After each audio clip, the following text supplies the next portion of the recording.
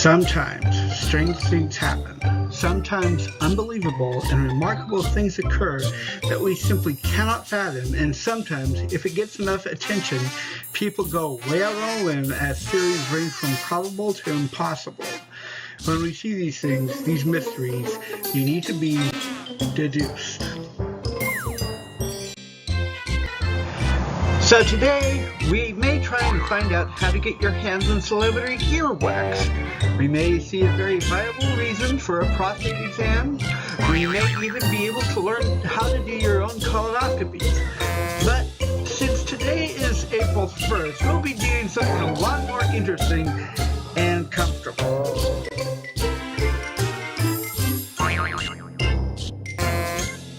Yes, today we tell the story of April Fool's Day. I can almost hear you requesting that I don't do anything to surprise you. Something like what I did at the very end of the St. Patrick's Day video. I can promise you that I won't do that at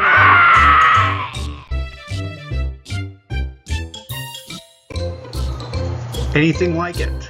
So how did this day devoted to lunacy and pranking really get started? What sort of actual history is there behind the actual name of this day? How much wood would a woodchuck chuck? Hey, that's not supposed to be in there. But since I do the writing on these videos, I guess there's no one to complain to. As you can probably guess by the intro, I'm going to try and make this one a little extra fun. So get something completely goofy on, sit back, relax, and still take dead tracks.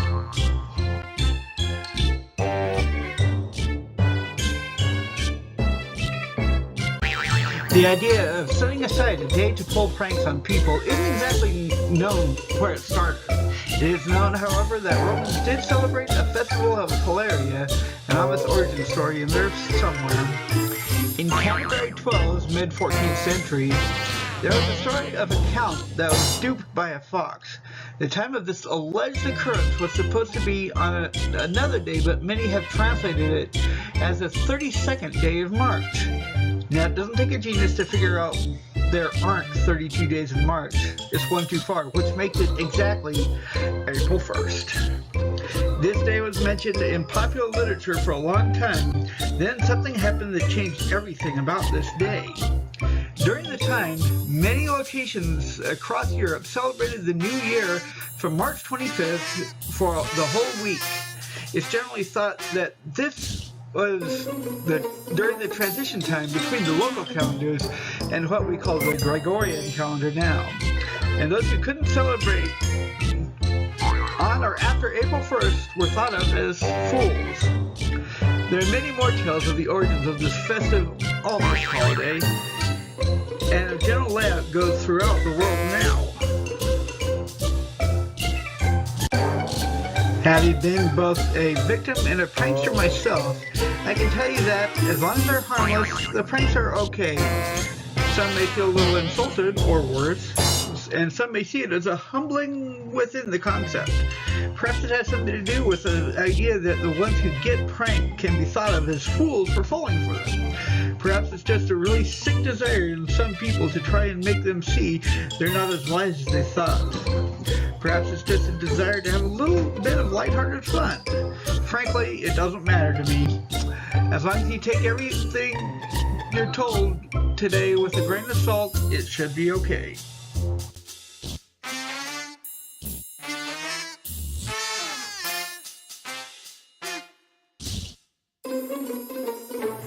There is an old tale of noblemen sending an important letter to a nearby home, telling them it's so vital that the person who gets it, so long as the person who gets it is the right one, be ready for something. The person who received it, however, told the messenger that they would be ready if another nearby nobleman was delivered a similar letter, sent by the same messenger.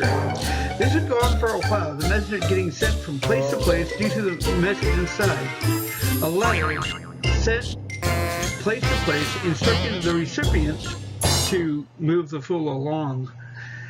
There have been numerous pranks played by media sources, some doing one or more false stories every April 1st. One of them, however, showed just how gullible some people can be.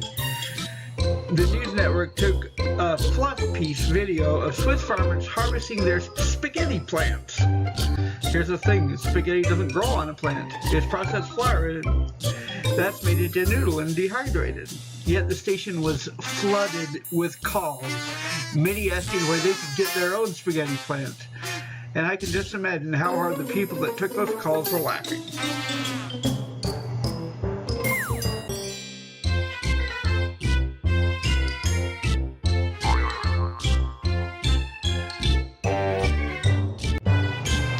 Now, like I said, I have been both the recipient and the culprit of many pranks.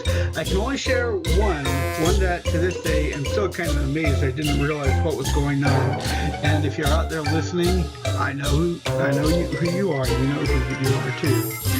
This quote game, close quote, called hypnosis, where the players have to spin a plate one way or another, and the narrator telling the story about how they're traveling through a desert and they need to wipe their faces. The whole thing, though, is that the plate of one of the players has been coated in soot, and the player with that plate is unknowingly wiping a lot of black soot on their face. Now here's where I was an even bigger fool. As you can probably guess, my plate was a blackened one, but the idea that I had been pretty gullible didn't even occur to me until the second time.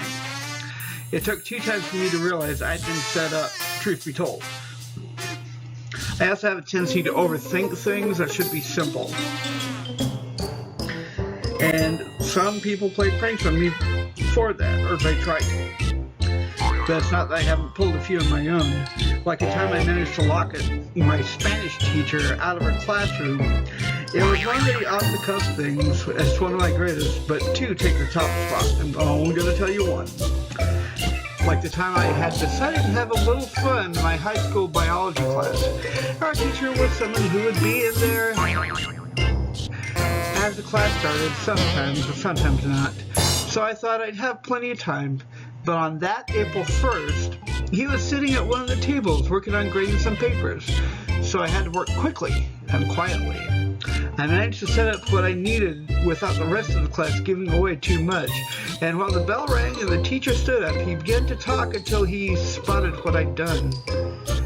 The biology skeleton, and I'm sure you've seen them, stood in his usual pointer in one hand and the other in a position that was much like the teacher's own.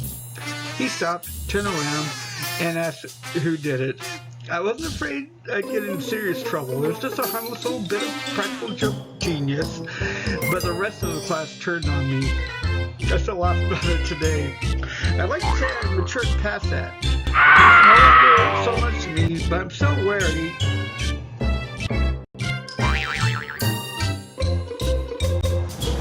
Oh wait, I forgot. I still try to do some good pranks.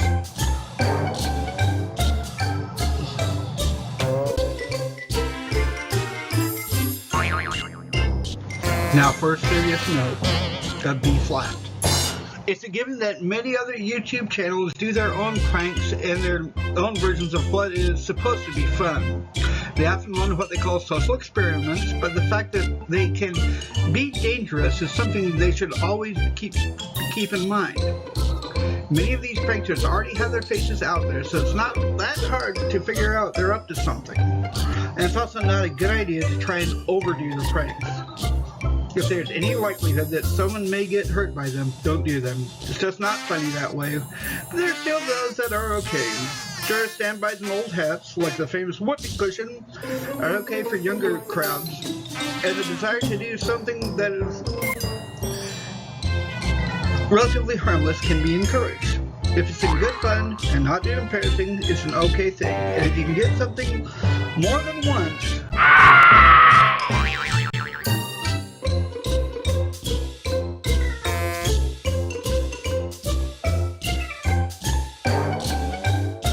so that's it. Really, that is it. No, it is.